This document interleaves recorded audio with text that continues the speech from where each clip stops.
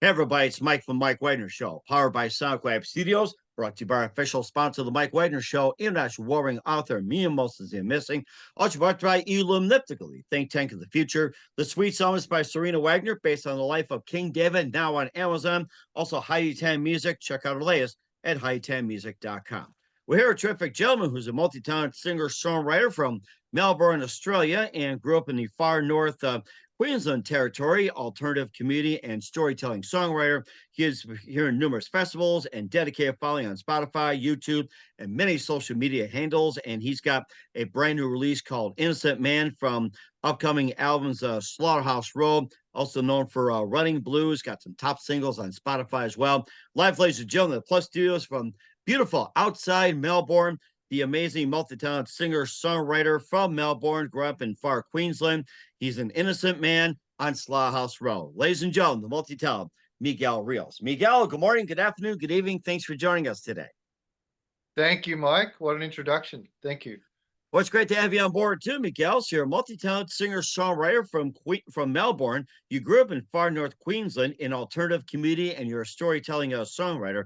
You appeared on numerous festivals and dedicated following and many platforms like Spotify, YouTube, many social media handles. And you have a new release called Innocent Man, which from albums Slaughterhouse Road, also Running Blue. You have some other singles, top singles on Spotify, Narcissist, Black Dog, World is Spinning, Faster Road, and everything else. And just a lot, which is Faster and Road to Nim, and Chase and everything else. Yeah. So, we just have so much stuff here. And I think one of my guys had a little too much Australian in him too. So we're just going to get to that part. Before getting on, Miguel, tell us how I first got started. How I first started playing music or writing music? Yeah, just go way back, my friend, way back in the time machine. Way back in the time machine. I think I was 11, and the community that I lived in, there was a really good guitar player, blues guitar player, and also a finger picker. And we used to do classes. All the kids, sort of my age, because there's quite a few of us, we'd sit down and do guitar classes. And I wasn't particularly quick on the uptake of learning what we learned, but we started learning like AC/DC. The first riff I ever learned on the guitar was AC/DC. Oh wow, and okay. It was like electric guitar, and it was all like rhythm and blues based stuff. And I, as the class sort of got smaller and smaller and people lost interest, I found that I just gained more interest, and it was probably that I wasn't necessarily good at it to begin with. That it was one of the reasons I stuck with it. I just wanted to get better at it, and I was just, I don't know. It was infectious, you know. I'd got that rhythm and blues sound had got inside me, and I just wanted to play it. And so I just would play all the time, and I realized after a year or a couple of years that I'd started to get pretty sort of all right at it, the hang of it, and then we formed a little band within our community, me and some of the kids that kept playing, and every morning we would practice before school. We would have a guitar lesson, and then we would practice in this old shed we had out the back, and like it was real simple, dirt floor, tin shed, but we would practice in there for an hour, and then we'd go to school. Wow. And soon we got pretty good. We play at the school dance, and we put on little concerts at home, and we were playing all like hair metal stuff, Guns N' Roses and AC/DC, and Oh wow, okay. real all electric based, very very different from anything you'd hear me playing now. um and and then, but in the background there was always this sort of interesting tapestry of music going on. Like there was people like Bob Dylan were played all the time. People like Leonard Cohen played all the time. There was not so much country stuff, but a lot of singer-songwriter stuff and a lot of different sounding music. And so I got exposed to a lot of different sounding music. And I was about 16 or maybe 17, and I heard my guitar teacher. He was playing an acoustic guitar. He was playing like some Chuck Berry stuff. And I remember thinking, Wow, that is really cool sound. I want to learn some acoustic guitar. So Hmm. I saved up, pushing trolleys at the local supermarket. I saved up, bought my first guitar, a Yamaha. It was $150, and it was a pretty beat up thing, but it did the job. And so I started learning acoustic guitar, finger picking, rhythm driven stuff, and I started to move away from like the technical electric stuff. And then I started writing for our band. We also used to write songs, so I'd already started writing songs. But then with this acoustic, this new instrument that I started playing, I started writing my own songs on the acoustic guitar, and then started getting into more singer-songwriters like Bob Dylan, Donovan, and that sort of stuff. And my first one of the first things I worked out sort of on guitar that was actually that I mean on acoustic guitar, it was a country song. I'd seen a movie, um, and it had this John Prine song in it called Okay. "Wish You All the Best." Hmm. And and uh, and one of the only ways that you'd hear different music in those days, because there was no the local radio station would just play like the top 40 stuff. There was Right. no Yeah, that's like that in America too. Top 40, don't get into the top alternative 40. or That's right. That's B-sides, right. everything like that. Yeah. Wouldn't hear any of that. So the only place you'd hear new music is in movies, and we used to watch a lot of movies, a lot of new movies that come out. So you'd hear new music in movies, and then you'd hear there's a show called Rage in Australia, and Rage would start at about 1 o'clock in the morning on a weekend, and it would play all the way through till 9 o'clock in the morning, and would just play video clips. That's Oh, all it would be. wow. Amazing. That and that's all it would. And they'd have guest programmers, and that's where and that's where you'd hear a lot of new music. You'd either stay up late or we'd videotape it, and then watch back, and then you'd hear new stuff that way. But this one song was we ended up getting the soundtrack for this movie, and had this John Prine song on it, "Wish You All the Best." And I remember sitting in my room one day trying to work out how to play this. And it's only got three chords, but Hmm. any John Prine song, he plays it in a particular way with a particular rhythm that's a little bit, it's idiosyncratic, so it's got its own flavor to it, and it takes a little bit of playing to get used to. I still play it, and I still don't really play it the same way he does.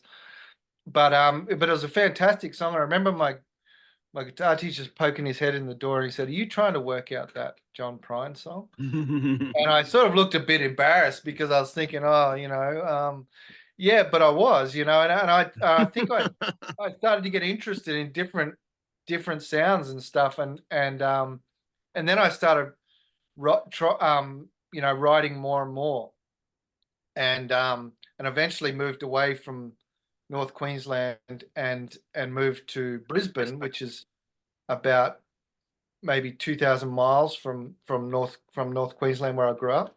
Uh-huh. Um, and it's a big city right on the coast, or it's a big city for Australia, right on the coast of in southern Queensland. And at that stage, there was like we had like a rock and roll band, but we were just starting to play this sort of a bit more folk, sort of country Americana music as well, acoustically. Hmm. And in Brisbane at the time, there was like this is the mid 90s. There was a couple of places that would put on that sort of music um, live. Everything else was grunge. So we were really fighting to find places where we could find places, and we found this coffee shop that had us on recent all the time. They'd have Uh-huh. us on once a week. That was great, but you couldn't really find many other places that would play that sort of music. It just wasn't that popular. The only other place where we'd go and see acoustic music was at the Irish Club, because I had an interest in Irish music, which is, you can hear the influences of how Irish music has influenced traditional, folk music and all that sort of stuff. It all blends into each other once you listen for it. And so yeah, in Brisbane it was tough, but we had this little thing going with three-part harmony, these acoustic songs going. We're writing a lot, and actually we had some funny experiences in that time where we would record we would sit down in front of a tape recorder that just had one of those tiny condenser mics built into it, and we just hit play and record, and we'd record these songs into it, and then we'd have these little get-togethers at our place, and people would, we might give them one of these tapes that we'd made. We found out years later that a friend of ours was bootlegging these and selling them at university, and Oh. so and even at the time, I remember someone said, did that upset you or anything? I thought, well, no, it was sort of validating that what we were doing was cool because people wanted to buy it. I mean, we didn't see any money from it, but at that time, it didn't seem to be. It seemed to be about creating good songs was the main thing, and I've always thought if you create enough good songs, then people will eventually, find out about you. I still believe that. Hmm. And yeah, and from there, eventually, I moved to Melbourne with a band, with a full band, um, full rock and roll band, and that eventually disintegrated. And I was just left as the sort of last man standing. And I was like, I don't want to. I'm just getting started here, Not I'd me, wanted, not me. not, Yeah. not me. That's right. I'd wanted to move to Melbourne since I was. People used to ask me in high school, what are you going to do? And I'd say, I'm going to move to Melbourne because that's what I saw as the music capital of Australia. It was really hard in the 80s and 90s to get information about what was happening in cities because they're so far away geographically. You're isolated, and there was no internet. You're just what you read in magazines, and most of the magazines I get were US based magazines. So Hmm. you're not really hearing about what's happening in these cities. So you just have to take anecdotal evidence or what you see on the TV. And eventually, I moved to Melbourne with a band, and we fell apart. And then I was like the last man standing, and I wasn't the singer in that band. I was just mostly playing guitar, but I wrote songs for that outfit, and and after that, I just started doing open mic nights because I thought I'm gonna have to be the main. I want to keep doing this, and I thought, what's the scariest thing I can do here? It's to get up and play my own songs by myself to an unknown crowd. And so I put myself in that position over and over again. And with the idea of getting more and more confident, and I did, and eventually I started playing with a fiddle player named Ash Jones. We've been Hmm. playing together for about 15 years now, 16 years.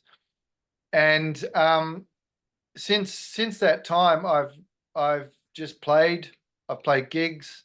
I've recorded. I've had a few small bands, like as I was telling you before, we had the Black Hills was one of Uh-huh. the bands we had, and and a few other small bands. But over the last maybe 10 years, I've mostly been just a solo performer, and I get people involved when I'm going to record or maybe do a big show, and then I get musicians in to be involved. Mm. And that is a bit of a nutshell. That's the whole Uh-huh. trajectory. And it sounds like you really cover a lot of ground on that one, Miguel. And what was that one exact precise moment that simply influenced you to what you're doing for the rest of your career?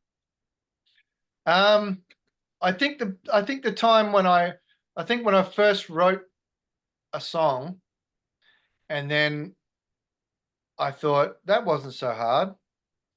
I thought this song's all right. Hmm. That wasn't so hard. And then woke up the next day and I tried to write another song and I couldn't. And then I tried again and I couldn't. And I thought, well, that mightn't have seemed that hard, but actually it's an elusive thing. You can't quite put your finger on it, and it is hard actually. I came to realize that it is very difficult, and um, it takes a lifetime of dedication, I think, to to to be good at it. And even then, I don't think maybe I don't even see myself as ever getting really good at it. It's just something you keep doing, and you hope the next song is as good as something else you wrote.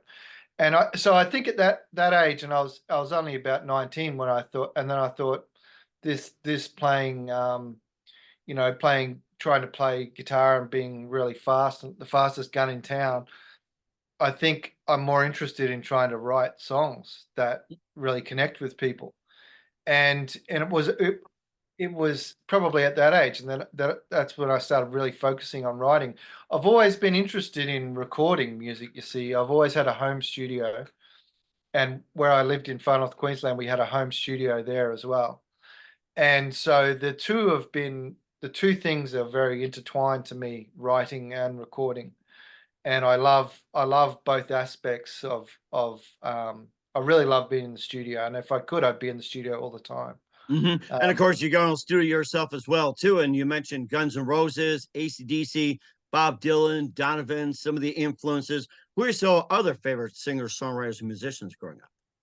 the other ones I loved about the age of 20, I started to really get into the blues. So I loved Muddy Waters and Howlin' Wolf and Lightning Hopkins and people like that really really have been a massive inspiration on my guitar playing. As I said, John Prine was a huge inspiration to me, and he still is.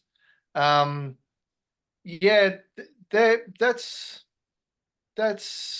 and then there's just one-offs that I'll hear and just be blown away by a one-off song, you know, and I mean all the country greats and the blues greats are really a massive influence, and even people like Cat Stevens in the folk world, and and Paul Simon, but even like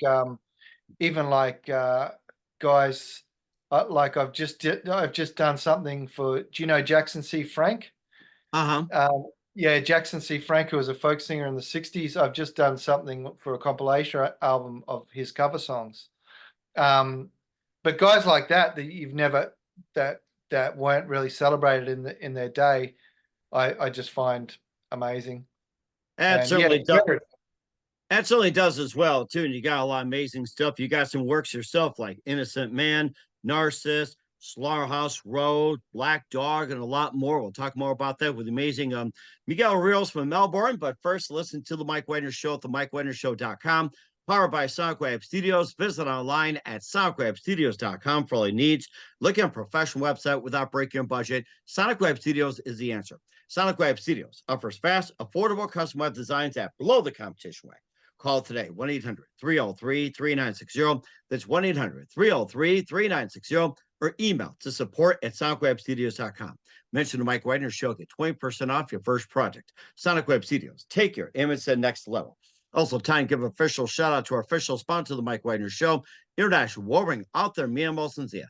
If you love fast-paced mysteries, you'll love Missing by Mia Molson-Zia, available on Amazon in paperback and ebook. Missing is fast-paced and intriguing with an unforgettable twist. Takes place in 4 countries, 2 strangers, 1 target, where truth is illusion and those who love be the first go missing. It's available on Amazon in paperback and ebook. Missing by Mia Molson-Zia has got great reviews. And Eva Love endorsed by Howard celebrities, including Joanna Cassie, Forbes Riley, and many others. So grab your copy today for Goes Missing by Mia Molson-Zia, available on Amazon. Also coming to Amazon as well, Mia Molson-Zia's 2 Missing. That's also double the fun, double the suspense. Check it out on Amazon coming soon. Also, Mike Wagner Show is brought to you by Illumniptically, think tank of the future, brings scientists and engineers together from all over the world, creating a method to construct a renewable generator. This unique product operates on a closed loop system, generating more energy internally than it needs to function. The extra electricity can be used to run everything from homes, power grids, phones, laptops. This power source is entirely renewable, highly scalable, and most importantly, self-regenerate. Visit facebook.com/Illumniptical. That's ELLUMENIPTICAL today. Also, Mike Wagner's show is brought to you by Sweet Psalmist by Serena Wagner, based on the life of King David, including 30 exquisite paintings in King David Psalms. The Sweet Psalmist gives a new perspective of David through the Psalms he wrote and his time as a shepherd where it started, and his complicated yet turbulent relationship with King Saul. It's a story of love, betrayal, repentance, hope, and more. Check out The Sweet Psalmist by Serena Wagner on Amazon. Keyword Sweet Psalmist Serena Wagner. Also brought to you by Hi-Tan Music, featuring the smash hit Baby Comeback. New music coming soon. Listen for details at hightanmusic.com. Also, check out the Mike Wagner Show at themikewagnershow.com. Any mobile device, 40 podcast platforms, 100 countries. Make sure you subscribe to each and every one. And for great gifts ideas, go to Amazon.com. Check out the Mike Wagner Show podcast. T-shirts, pop sockets, throw pillows, tote bags, hoodies, makes great gifts 24/7. Go to Amazon.com. Check out the Mike Wagner Show podcast. And if you're interested, drop me a line to the Mike Wagner Show at gmail.com. And for more great gift ideas, Amazon.com, me and Molson Zia. Great books, great merchandise, and more. Check it out today. And support the Mike Wagner Show on Anchor FM, PayPal, and the MikeWagnerShow.com. We're here with the amazing multi-talented singer-songwriter from Melbourne, Miguel Rios, here on the Mike Wagner Show, growing up in far north Queensland, making a trek down to Melbourne, a great journey. And he's also got some great music. And let's cover some of the ones before we talk about The Innocent Man. You've had Narcissist, you got the title track to Slaughterhouse Road, Black Dog, The World is Spinning Faster. And tell us more about those and what inspired to write them. Okay, those songs were they're all from the album Slaughterhouse Road, which was recorded in 2020. I had this little bush studio, probably about 10 kilometers from where I live now, and it was, I don't know if you remember, during COVID, this city was one of the most locked down places in the world. It was, we had restrictions on travel and you couldn't go a certain distance from the city. And there's curfews and all sorts of things. It was really, it was quite surreal actually. And so I was planning to make this album, not Slaughterhouse Road. I was planning to make a different album. And we'd been to a studio that's about an hour and a half from here. And it's a completely analog studio called Sound Recordings. It's absolutely fantastic. Beautiful place. And we'd gone there and met the owner, had it all sorted out. I demoed out the songs that were going to be on this album. And then one lockdown happened after another, and they would happen for about few months, and then they would open things up, then they happen again. And it got to me, like I was thinking one day, and I was thinking, this isn't going to happen. This is going to be locked down. So I rang the guy and said, hey, what if I could get a tape machine from you?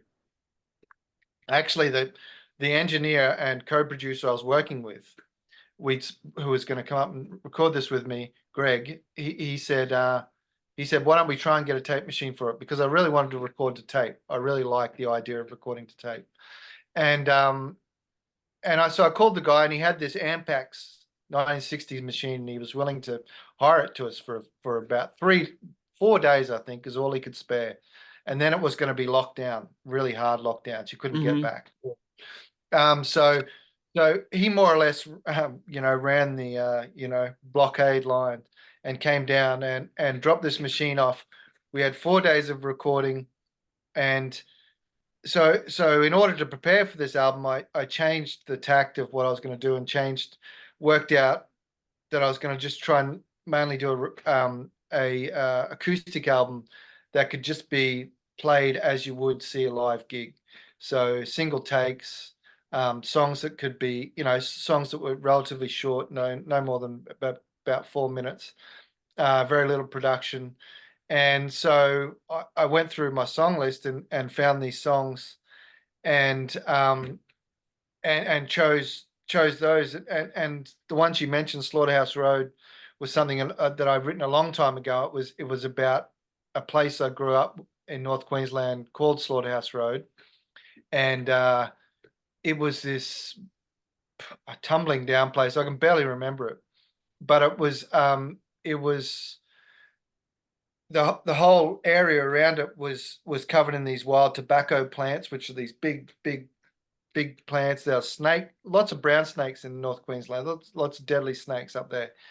And there's a lake at the end of the road, and it was this really crazy time. Lots of people lived there.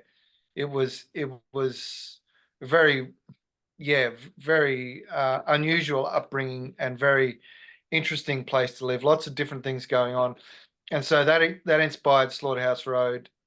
And The World is Spinning Faster was inspired by my kids, who I've got 2 kids now, and the fact that they just seem to change by the day growing up, and how really fast. I know what you mean. Yeah.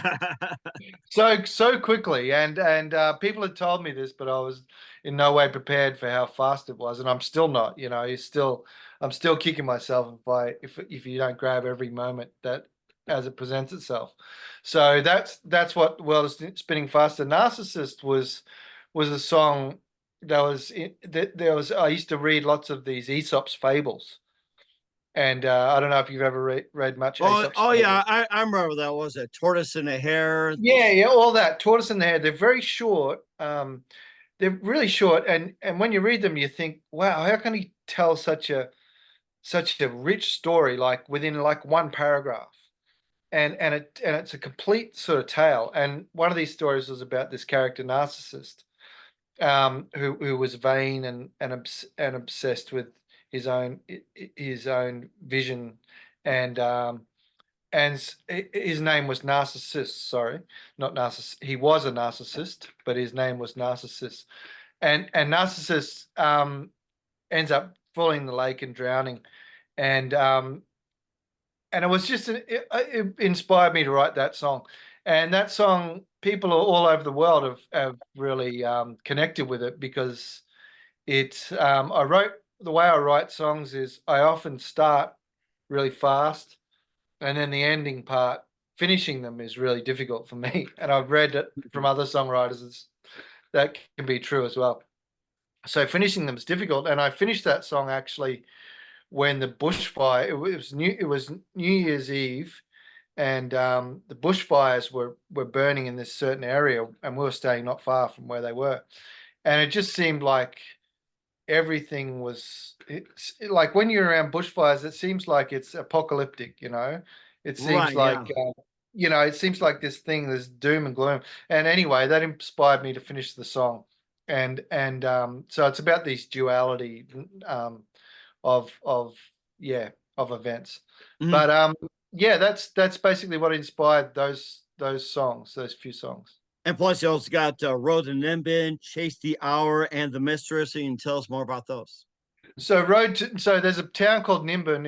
It's about 2,000 kilometers from here, and it's up in the mountains. It's a tiny little town, and it's known for basically I wouldn't say decriminalizing, but they turn a blind eye to marijuana smoking.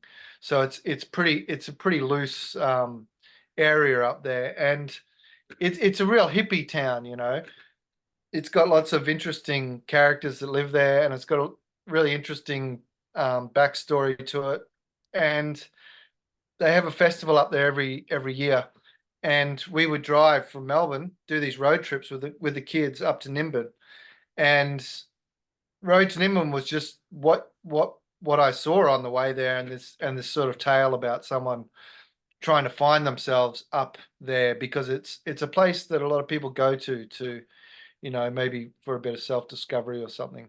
And Finding yourself and everything, retreat. I know how something it is. like all that, you know, yeah, all that sort of idea. So that was Road to Nimbin. Chase the Hour was sort of inspired by the idea of like of just sort of seizing the moment, I guess, and trying, yeah, just to be in the moment. Very, very, very difficult thing to do. Well, I find anyway. And the mistress is completely made up idea, but it was just this concept of this concept of what it would feel like for a mistress to be in a, you know, if you were somebody's mistress, what that would feel like, you know, you're feeling you know, loved, but you're not the full attention of of these person's desires.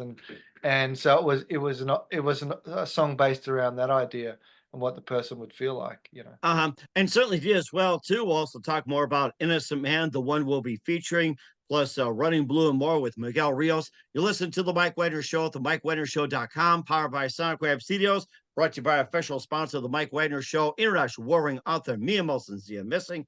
Also brought to you by Illuminatically, Think Tank of the Future. The Sweet Psalmist by Serena Wagner, based on the life of King David, now on Amazon. Also, High Time Music. Check our list at hightimemusic.com. We'll be back with the multi-talented singer-songwriter from Melbourne, Australia, Miguel Rios, after this timeout. We're back to the Melted Talent singer songwriter from Melbourne, Australia, Miguel Rios here on the Mike Wagner Show. We cover a lot of ground going from North Queensland over Brisbane and over to Melbourne and few in between throughout Australia. And let's talk about the one we're featuring is Innocent Man, and tell us more about that one. Innocent Man is a co-write. I wrote it with a lyricist called Lola Brinton and another musician from Queensland named Martin Sykes. And basically, after I'd had my kids, a bit of backstory. After I'd had my kids, and my wife basically went back to work, and I was at home a lot with the children, and I was determined to keep trying to write some music and keep going in some way. And I remember I'd push myself, even if I did 15 minutes at the end of the night, I'd be exhausted. I remember waking up one day, slumped over my guitar. I'd been asleep for about an hour. Oh, been there, done that. Yes. I just determined to try and keep that part of my brain limber, and try and keep something going. I thought, if I can do this, if I can just keep that sort of flame going, and I didn't want to, do it at the expense of missing out on time with my children. So I was determined not to do that. So in 2018, this ad came up online for this songwriting retreat, and I'd never done anything like that before. And it was country music, and I predominantly wrote more folk style music or blues style music at that stage. And I don't know, something about it. It was located in sort of rural New South Wales, in the next state up from here, and something about it appealed to me. And I reached out to the guy and said, yes, I think you had to. I don't think you had to sort of audition, but you sort of had to put your hand up, and then he invited you. Anyway, I remember I said I'd do it, and by the time the event came along, it was right in the middle of winter. We'd run out of money completely, and the guy was contacting me, and he's going, look, are you coming to this thing? You're the only one I've got. You're the only one that hasn't paid. Like, you put your deposit down, and I think someone lent me like the money to go and do this thing. Oh, wow. Okay. And but up until that point, I was going, look, I really, really want to come, but I just don't have. And anyway, it all worked out. I got there, and I didn't know anyone at this songwriting retreat, which is a situation that I actually really enjoy, because you meet new people. And I walked in, and on the first night, you get up on stage, and you do a song each. I got up and did the song, not knowing anyone there, and the people that were like the not the judges, but the mentors there are very well known country singers and musicians. But I'd heard of their names, but I didn't know them at all. I played this song, and then as soon as I finished, this one person came up to me, this lady, and she said, "Oh, hi, I'm Lola. I befriended you on Facebook." And she had, some months before, she befriended me and said, "I see you coming to the retreat." And she said, "I really like your song. I've got some lyrics that I think would really work for you." Okay. And I said, "Okay." And the next day, me and her and Martin sat down, and we wrote Innocent Man. We wrote the music. Lola had already completed all the lyrics. I think it took us about an hour. We just sat down. Wow. We got stuck into it. And then that evening you had to perform it. So that evening we got up and performed it, on stage. And it was not strictly like a country song. It had these gospel overtones and stuff that Lola had said that she really felt like it had a chain gang sort of feel energy to it. So we tried to get that into it, and we definitely got into the recording. And so, yeah, and from there, I thought it was a really cool song, and I started playing it in my live set when I got back to Melbourne, and people had responded really well to it. And then I started demoing in my studio, I really wanted to record it, and Lola did too.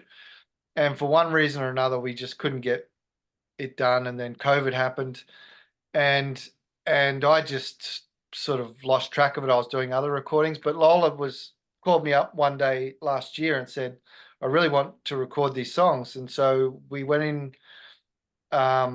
with a producer, Hugo Race, and recorded Innocent Man plus another song, which is going to be the follow-up to Innocent Man.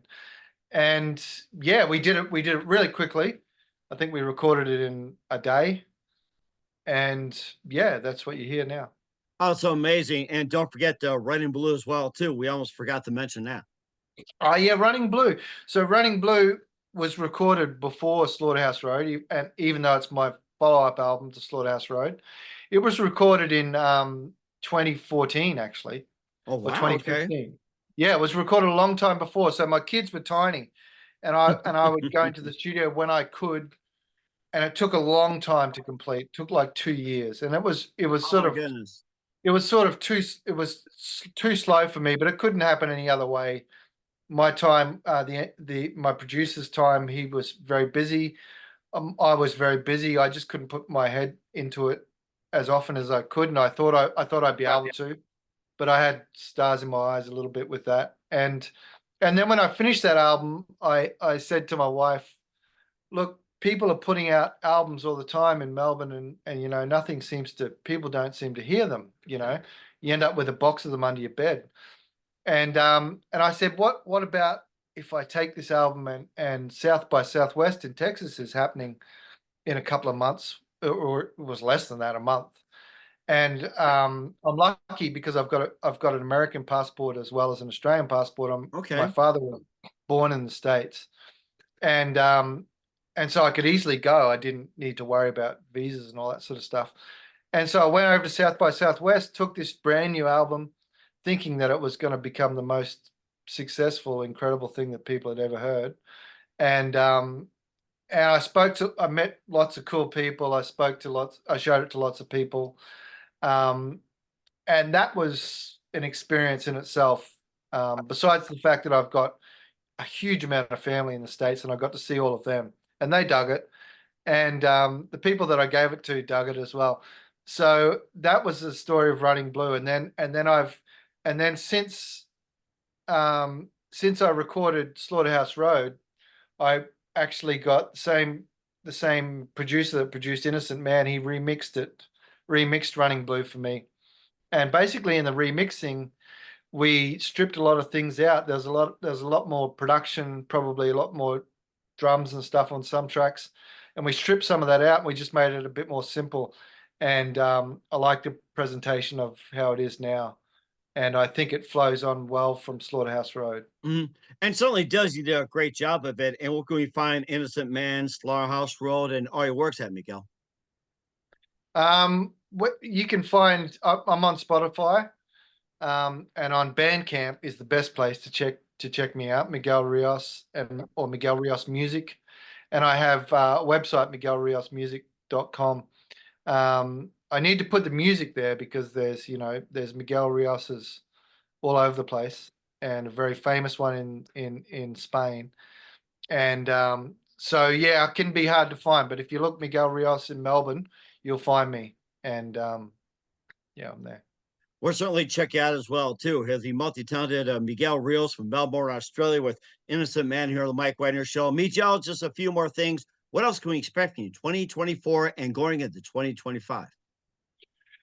So I'm just getting ready to record another album at the moment, and I'm doing more work with Hugo Race, which has been just awesome working with him. I want to start playing with more. I love collaborating, so I'd love to play with more people. And I've just started collaborating more with a singer songwriter in Melbourne named Kavisha Mazala, and she's a brilliant songwriter. She's played all over the world, and she's just coming back from Germany now. And we've started playing over the last year, and it's been excellent playing with her. She's a lot more experienced than I am, so she's been able to sort of give me some mentorship and help me along the way. And we sing together. Our voices work very well together. And there's something about collaboration that I just love. So I'd love to do more collaboration. I do some production. I'm doing some producing for someone at the moment who's a singer songwriter, and he writes these excellent lyrics and songs. And so we're in a production stage with his music. I would really love to do more production and more recording. And so I'm working on my follow-up album to Running Blue, which yeah, will be coming out next year, I hope. I'm just about to start recording that with a fantastic engineer and producer named Henry Hugo here in Melbourne. Oh, certainly interesting. We're looking forward to that, Miguel. And who do you consider biggest influence in your career? My biggest influence, oh man, that is tough. That is tough. There's been so many people that I've taken little bits of pieces from, but I'd probably say as one person it would be Bob Dylan, as a as their whole aesthetic on music and the way they approach music, and certainly from a songwriting point of view. But I was I mean I only got into Neil Young when I was in my 30s, and Uh-huh. I didn't really know Neil Young stuff before that. But he's had a huge influence on me in the modern day. And then there's other people like Joe Henry, um, who's another awesome songwriter, and Joe Pug, and these people that I've only just discovered more recently. But yeah, I'd say if it was a single person, it would be Bob Dylan or Leonard Cohen. I guess I'd put them as like they're right up there in terms of lyric writing, because to me, lyric writing is the most sort of elusive thing. Uh-huh. And I don't, yeah. And certainly did as well, too. A great job of it. And what's the best advice you can give to anybody at this point? To any musician or In general. in general, the best advice for anybody at this point would be, or just to be decent to each other. I think there's a bit more of that we need. And if you're a songwriter, keep writing songs. Mhm. And I think it's that's yeah, it's a lifelong pursuit, and yeah. don't give up, you know. Uh-huh. And certainly great advice indeed as well, too. You got to keep at. We're with the multi-talented Miguel Rios, singer-songwriter from Melbourne with Innocent Man here on the Mike Wagner Show. Miguel, a very big thank you for your time. You've been absolutely fantastic. Looking forward to having you again soon. Keep us up to date. Keep in touch. We'd love to have you back. And once again, what's your website? How do people contact you? Where can people purchase or check out your music? MiguelRiosMusic.com is the website. You can find me on Facebook, Miguel Rios Music. You can find me on Spotify, Miguel Rios Music. If you have difficulty finding me on any of those platforms, just search up Slaughterhouse Road, and you won't find probably too many other Slaughterhouse Roads, and that will be me. Miguel Rios, based in Melbourne. I'm on Apple. I'm on all the different platforms that you can that are out there. But Bandcamp is the best place to purchase an album if you like, Oh, because it's the best for the musician. all right, that sounds great. We're certainly looking forward to that. Head over to the Bandcamp and more. Once again, Miguel, a very big thank you for your time. You've been absolutely amazing. Looking forward to having you again soon. Keep us up to date. Keep in touch. We'd love to have you back. We wish you all best. And Miguel, you definitely have a great future ahead of you. Thank you, Mike. Really appreciate you having me on, man.